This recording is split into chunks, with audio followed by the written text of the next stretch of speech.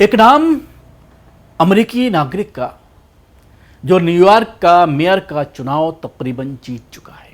अभी घोषणा नहीं की गई है, लेकिन जो 95% जो वोटों की गिनती हुई है उसमें उसके हिसाब से मेयर का चुनाव जीतते हुए नज़र आ रहे हैं। गुजरात मूल के भारतीय मूल के व्यक्ति है, इस्लाम इनका धर्म है, जिसकी वजह से सोशल मीडिया पर ज़बरदस्त उनको लेकर के हंगामा मचा हुआ है और लोग अंधभक्तों का मजाक उड़ा रहे हैं। लोग सवाल खड़ा कर रहे हैं कि अब न्यूयॉर्क कहा जा सकता है कि दुनिया का सबसे बड़ा शहर, उसका मेयर एक अब मुसलमान होने जा रहा है, और वो भी वो मुस्लिम जो नरेंद्र मोदी को लेकर कई तरह के बयानात दे चुका है। उनको हत्यारा, नरसंहार करने वाला और नेतन्याहू की शिरडी में खड़ा करने वाला, बाकायदा पत्रकारों से बात करते हुए इस तरह के बयान देने वाला ये शख्स, जिसकी उम्र सिर्फ 33 साल है, ज़ोहरान ममदानी इनका नाम है। डेमोक्रेटिक प्राइमरी में पूर्व गवर्नर एंड्रस कुओमो को पीछे छोड़ते हुए न्यूयॉर्क सिटी मेयर पद की दौड़ में ऐतिहासिक बढ़त बना ली है। 95% मतों की गिनती के अनुसार ममदानी को 43% वोट मिले हैं, जबकि कुओमो को 36% वोट हासिल हुए हैं। अगर वे जीते तो वो न्यूयॉर्क के पहले मुस्लिम मेयर होंगे। ममदानी ने मंगलवार रात अपने समर्थकों को संबोधित करते हुए कहा कि आज रात हमने इतिहास रचा है। मैं न्यूयॉर्क शहर के मेयर पद के लिए आपका डेमोक्रेटिक उम्मीदवार बनूंगा। हालांकि रैंक्ड चॉइस वोटिंग के चलते आधिकारिक नतीजों में कुछ बदलाव मुमकिन है, लेकिन ममदानी के निर्णय बढ़त और ज़मीनी समर्थन को देखते हुए विशेषज्ञ मानते हैं कि उनकी उम्मीदवारी लगभग तय है।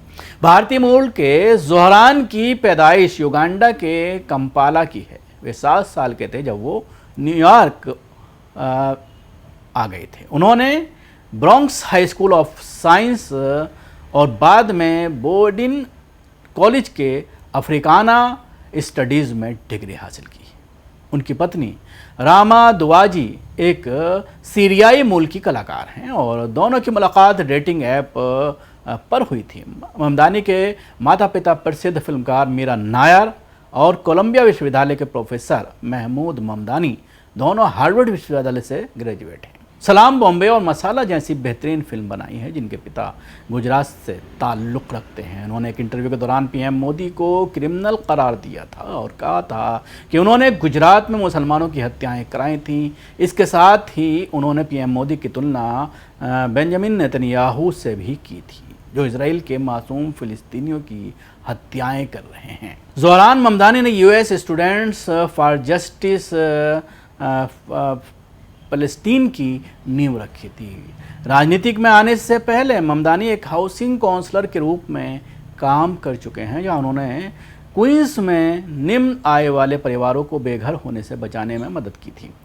उनकी छवि एक ऐसे नेता की बन चुकी है जो समुदाय से जुड़ा हुआ है और जनता के मुद्दों को लेकर सक्रिय है। मुसलमानों रहे हाईली एक्टिव ममदानी ने अपने मुस्लिम होने को भी अपने इस कैंपेन का हिस्सा बनाया और कई कदम मुसलमानों के लिए भी उठाए। उन्होंने उर्दू में इस कैंपेन के वीडियो बनाए, रमज़ान का रोज़ा सबवे में खोलते हुए खाने की दिक्कत पर ध्यान दिलाया और मस्जिदों में लगातार शिरकत करते हुए मुसलमानों के हाल जाने। ममदानी की फ़िलिस्तीन समर्थक नीति भी काफ़ी चर्चा में रही है। उन्होंने न्यूयॉर्क की उन चैरिटीज़ की टैक्स छूट खत्म करने का प्रस्ताव दिया है जो अवैध इजरायली बस्तियों को फंड करती हैं। उनका कहना है कि इजराइल एक अलगाववादी राज्य है और गाज़ा में नरसंहार कर रहा है। हालांकि उन्होंने ये भी साफ किया है कि वो सभी देशों के अस्तित्व के अधिकार का समर्थन करते हैं, लेकिन नागरिकों में किसी भी आधार पर भेदभाव नहीं होना चाहिए। उन्होंने कहा है कि न्यूयॉर्क में यहूदी विरोधी घटनाओं से